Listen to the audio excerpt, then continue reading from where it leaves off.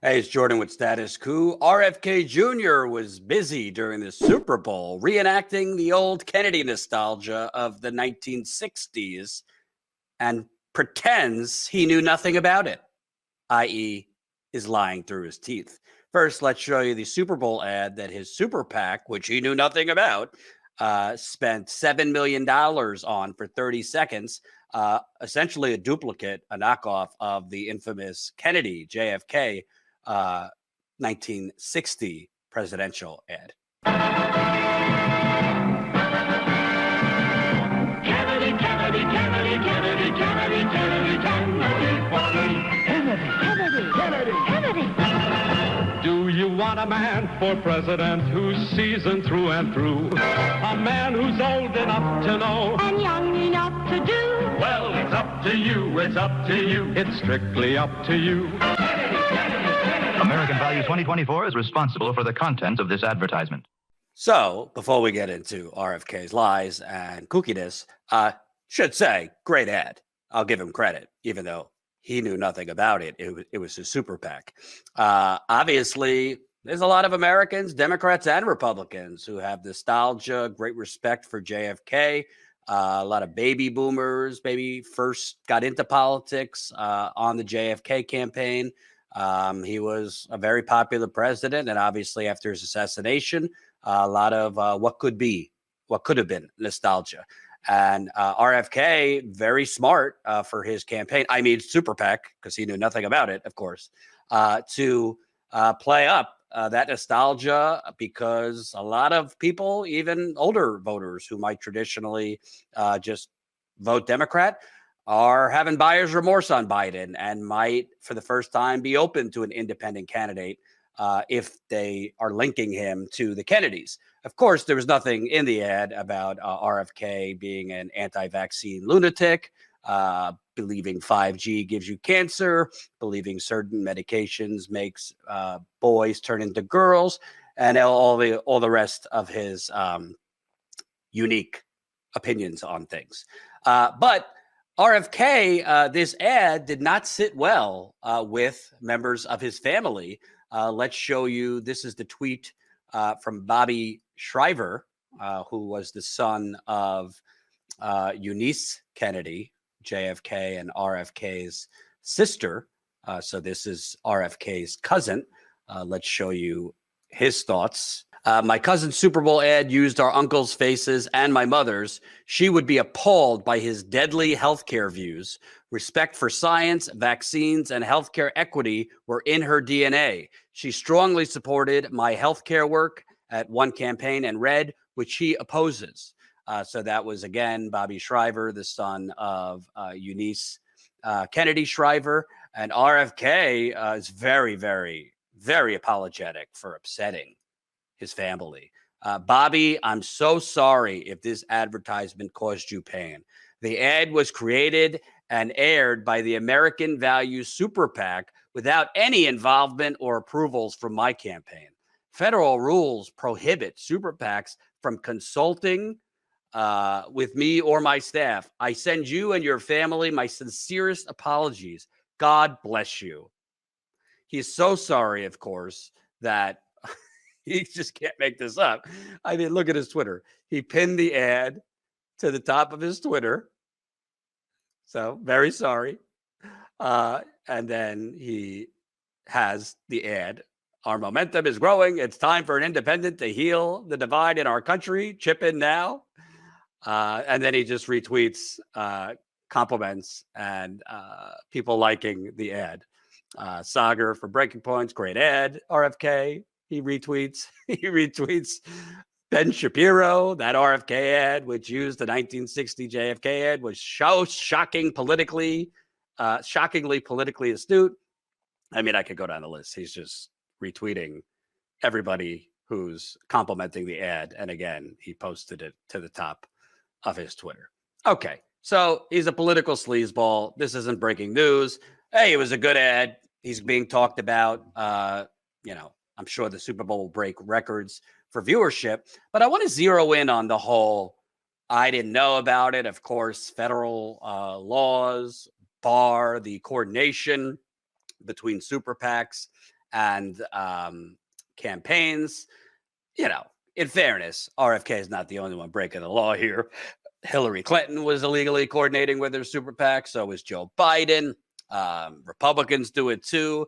They do it in a lot of creative ways. In a lot of cases, super PACs post on their website opposition research that the campaign can then pick up, or vice versa. Campaigns post messaging on their website that they want the super PAC to then pick up and use in ads against their opponent. We've seen this in congressional campaigns, presidential campaigns, et cetera, et cetera.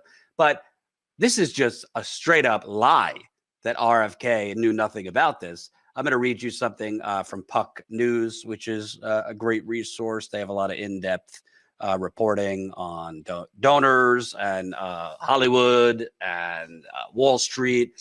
A little pricey. I think it's $100 for subscription for the year, but it's helped me. This is from an article on Kennedy's super PAC. Kennedy has also embraced the help of super PACs. Before he even announced his bid, RFK personally asked a Silicon Valley supporter, Stephen Kirsch, to make sure there was a super PAC operation set up specifically for his campaign. Kirsch told me.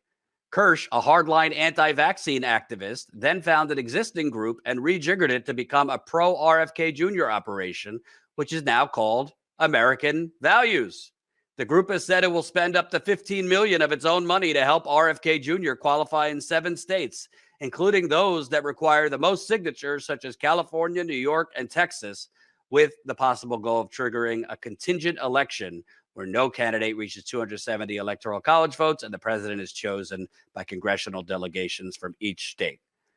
So the anti-vaccine lunatic, Stephen Kirsch, which we'll get to him in a minute, he told Puck, Kennedy asked me personally to set up a super PAC for him. He did.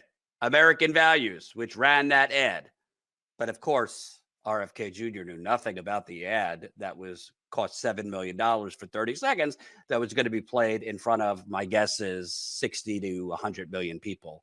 We'll know the ratings of the Super Bowl soon. He knew nothing about it. And if you want to know something about Steve Kirsch, sorry if I'm upsetting or ruffling feathers of any of the vaccine skeptics out there, because they're not anti-vax. They're just skeptical, right? This is all you need to know about Stephen Kirsch, who RFK Jr. asked to set up or rejigger a super PAC, American Values. Let me show you a little bit about Steve Kirsch. Because we look at the VAERS data and we think it looks like 500,000 people have been killed. But that clearly has to be wrong because the CDC says nobody's been killed. Maybe, a few people with AstraZeneca and, but man, not very many people have been killed. And we're thinking 500,000. So we're kind of, one of us is wrong. So one of the questions is, hey, there are over 15,000 excess deaths in the VAERS system, and the VAERS system is underreported by a factor of 41, which you can verify because we use the exact same calculation techniques that the CDC has written about and has used in the past. It's just that they won't use them now. And so when you take 41 times 15,000, you get 600,000 deaths. And so my question to the CDC is, hey, guys, if the vaccine didn't kill those people, it would take too long to get into his lunacy and, of course, the lunacy of the show he was on that is just fact-free and totally hoodwinking for profit, a lot of susceptible people. That was him saying 600 million people died from the COVID vaccine. Now I think they've quadrupled it or even more than that. Now they're saying 6 million. So I can't really keep up. Real quick, that's a lie. It's not true. So, and the VAERS system is not it's not official verified data. It's not peer reviewed science. The VAERS system is basically a crowdsourced message board that anyone can post to. If you want to know a little bit about it, this is from science.com. The reporting of a death to VAERS indicates nothing about what caused it. And the Centers for Disease Control and Prevention, subsequent investigations have found no indication that deaths were caused by COVID-19 vaccines, save in a small subset with an extremely rare clotting disorder linked to one vaccine. but the TV segment, they're referring to a Tucker Carlson segment, pulled VAERS, a 31-year-old early warning system widely relied on by scientists, even deeper into the culture wars over vaccination. After the broadcast, a new phalanx of anti-vaccine activists began plumbing VAERS for data to scare the public about vaccination. It has been distressing to watch for researchers who use VAERS to detect real vaccine side effects, such as the very rare clotting disorder linked to Johnson & Johnson's vaccine, and to rule out others, thus providing both safety and reassurance to the public. Quote, I can't believe people are using this database now to try to form this anti-vaccination argument, said Eric Formeister, an ear surgeon at Johns Hopkins University. Formeister and colleagues turned to VAERS, which is run by CDC and the FDA, after hearing anecdotal reports from patients of sudden hearing loss after COVID vaccinations. Their analysis of VAERS data concluded hearing loss was no more frequent and possibly less frequent among vaccine recipients than in the population as a whole, as they published in JAMA Otolaryngology last week. CDC is using VAERS data to probe whether COVID vaccines might rarely be causing heart inflammation in children. It hasn't reached a conclusion yet. One of VAERS' strengths, its openness, is also a potential weakness in the politicized COVID era. Anyone who receives a vaccine authorized in the U.S. can report an adverse event to VAERS, as can doctors, family members, and others. Also translated, it's a glorified message board. It has its usage, but it's not official data. But the guy that RFK asked to set up his American Values Super PAC that he knew nothing about was running that Super Bowl ad, is on Jimmy Dore saying that 600 million people died from the COVID vaccine, according to VAERS data. Yeah. If you want to know a little bit more about American Values Super PAC, the Super PAC that aired that knockoff of the JFK ad, well, it's getting a lot of money from Republican mega donors. This is from Rolling Stone. I didn't want to pay to join Rolling Stone, so I got it from another website, but this is from a Rolling Stone article. Timothy Mellon, a Republican mega donor who has also backed former President Trump, has donated another $10 million to the pro-Kennedy Super PAC American Values 2024. Mellon, an heir to the Mellon banking fortune, gave a total of $15 million to American Values in 2023. He separately donated $10 million to Make America Great, the pro-Trump Super PAC, in the second half of 2023. Well, if he's donating to RFK Jr. and Trump, maybe he's donating to RFK Jr. because he wants to prop up RFK Jr. because he thinks RFK Jr. is going to take more votes from Biden. I don't know. But this guy has a long history, the heir of the Mellon banking empire. He has a long history of donating to Republicans. So interesting that he's also donating to RFK.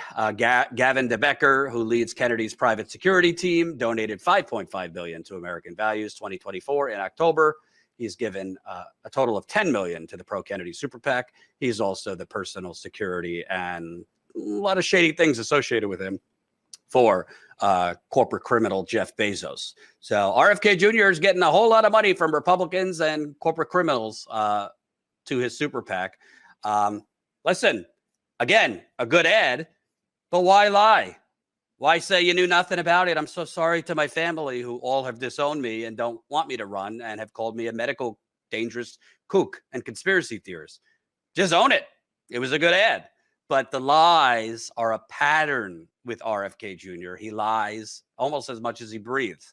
And it's not just about the kooky stuff like the vaccines and 5G.